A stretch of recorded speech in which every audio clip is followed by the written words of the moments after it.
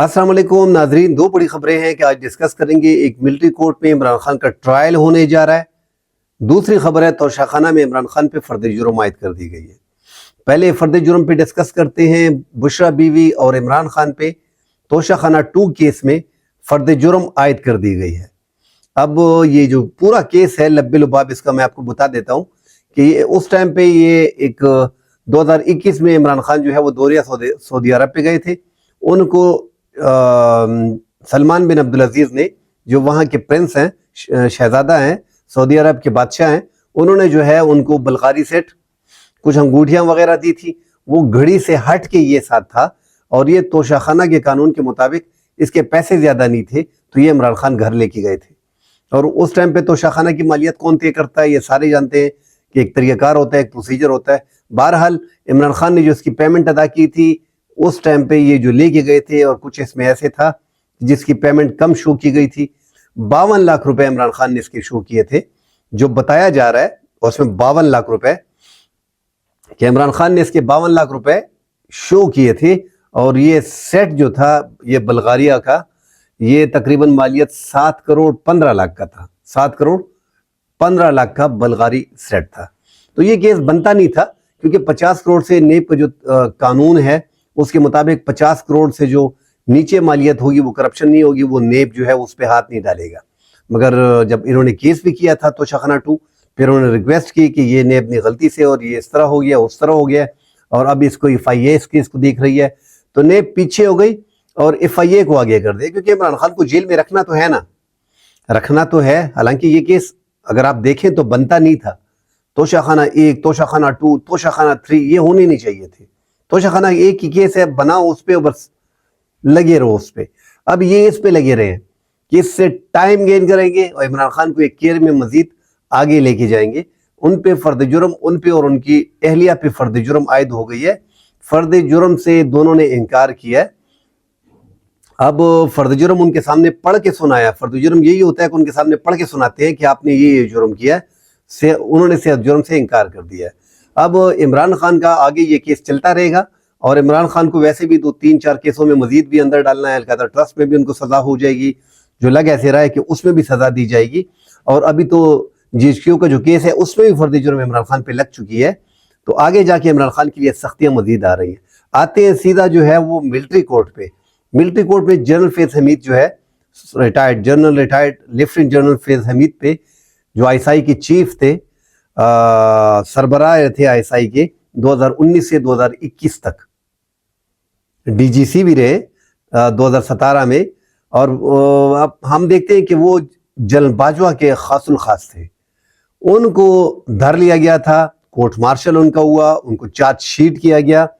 अब जो चार्जशीट किया गया है उनमें सीक्रेट एक्ट की खिलाफ वर्जी, आर्मी एक्ट की खिलाफ वर्जी, और जो पुरतशद्दुद मामलात में उनकी इन्वॉल्वमेंट, एक सियासी जमात को सपोर्ट करना, और 9 मई का एक टच दिया गया है आखिर में। पहली प्रेस रिलीज में भी थोड़ा बहुत था, और इस प्रेस रिलीज में भी जो ISPR की जानिब से आया हुआ है इसमें भी एक टच है कि उसके बारे में भी तफ्तीश हो रही है।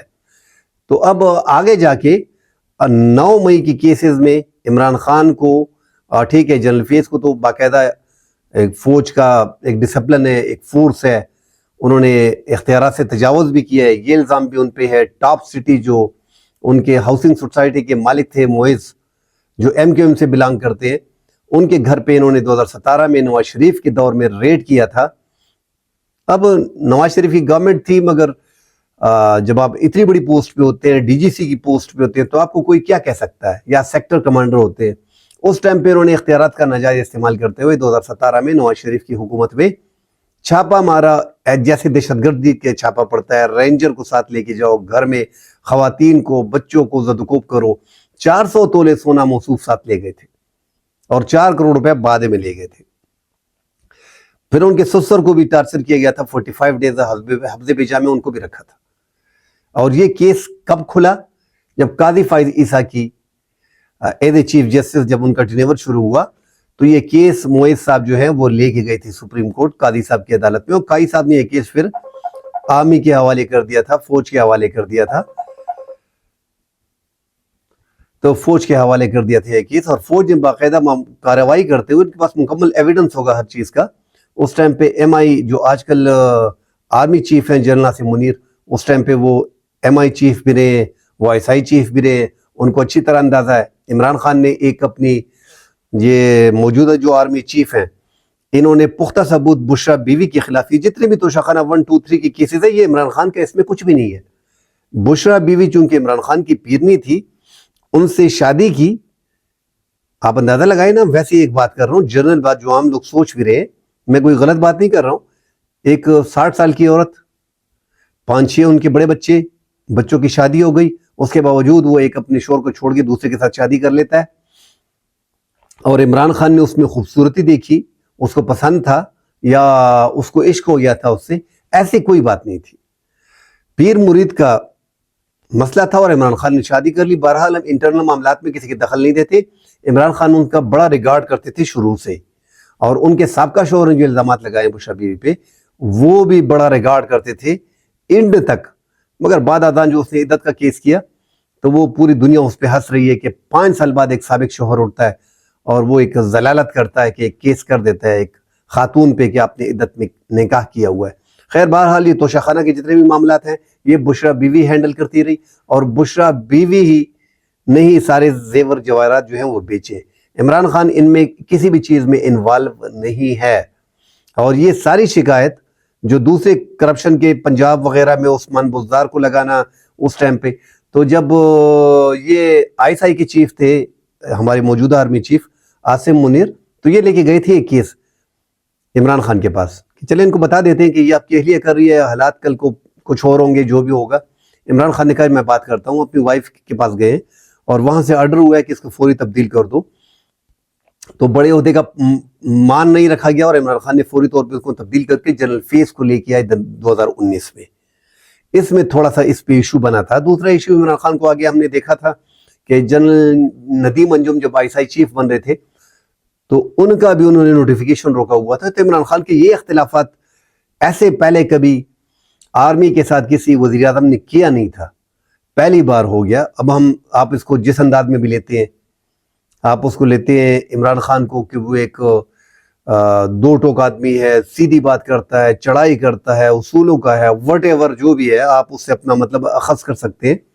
مگر یہ معاملات تب خراب ہوئے اور اب جا کے جو 9 مئی کا ٹچ فیض حمید پہ تو دیگر الزامات بھی ہیں، مگر اگر 9 مئی میں ان کے ملوث پائے جاتے ہیں تو پھر عمران خان کے لیے مشکل آ سکتی ہے. اور یہ لگے بھی ایسے رہا ہے کہ عمران خان کو ویسے فی الحال عمران خان کو راستے پہ لانے کے لیے یہ ٹچ بھی دیا جا رہا ہے. اور عمران خان کو راستے پہ لانے کے لیے مطلب کہ وہ مذاکرات آگے صحیح طریقے سے کریں، ملک کے معاملات کو آگے چلنے دیں، جو ہوا سو ہوا.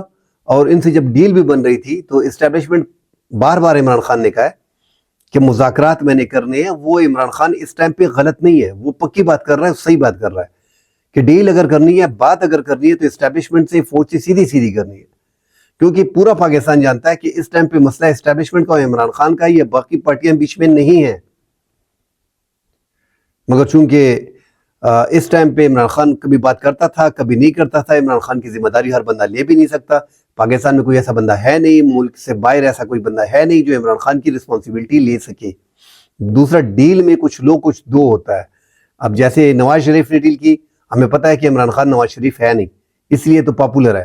ہمیں پتہ ہے کہ وہ زرداری نہیں ہے، اس لیے تو پاپولر ہے. ڈیل میں آفر کی جاتی ہے جیسے نواز شریف کو کی گئی 1999 میں، وہ گرفتار ہوئے ہائی جیکنگ کیس میں، ان کی حکومت کا تختہ پلٹا گیا پرویز مشرف نے، اور پرویز مشرف نے ان کے خلاف ہائی جیکنگ کا کیس کر دیا. مگر اس ٹائم پہ بل کلنٹن جو ہے وہ صدر تھے امریکہ کے، اور وہ جاتے جاتے انہوں نے کہہ دیا تھا کہ نواز شریف کو، سعودیہ کو اور دبئی کو کہہ دیا تھا کہ اسے فوری طور پہ نکالو. پھر وہ معاہدہ ہوا اور 10 سال کا معاہدہ کرنے کے بعد نواز شریف ملک سے چلے گئے. لاسٹ ٹائم بھی ہم نے دیکھا ہے عمران خان کے دور میں جب نواز شریف ملک سے باہر گئے تو 4 ہفتے کے لیے جسٹس اطہر من اللہ نے 50 روپے کے اسٹامپ پیپر پہ ان کو جانے کی پرمیشن دی. مگر جب اسٹیبلشمنٹ نے جنرل باجوہ نے کوشش کی اور ان کو نکالنے کی کوشش کی تب ہوا. 4 ہفتے گزر گئے مگر نواز شریف صاحب نہیں آئے. اب آئے جب 2024 کے انتخابات تھے، ان کے لیے ماحول سازگار تھا. جیسے وہ آئے ہیں سارے کیسز ان کے ختم، اور ایئرپورٹ پہ ہی ان کا بائیو میٹرک کر کے وہ ملک میں آ گئے. اور جس کو پسند نہیں کرتے تھے، جیسے اگزامپل دیتا ہوں کہ جسٹس اجاز الحسن، ان کے میرے خلاف فیصلہ دیا تھا یہ جج ٹھیک نہیں ہے، اس بیچارے کو ریزائن کرنا پڑا. جسٹس مظاہر نقوی، ان کو نکال دیا گیا. اور جسٹس قاضی فائد عیسیٰ ایک پسند تھے، آئے تھے کہ اس نے یہ کام کرنا ہے، جو کرنا تھا اس نے وہی کام کیے. وہ ایسے نوکری اس کو یہی دی گئی تھی کہ یہ کام کرنے. ہم نے 8 فروری کا الیکشن دیکھا کہ اس کو کس طرح زمین بوس کیا گیا. تاریخ میں پہلی بار اسٹیبلشمنٹ نے ان پاپولر جماعتوں کے سر پہ ہاتھ رکھا.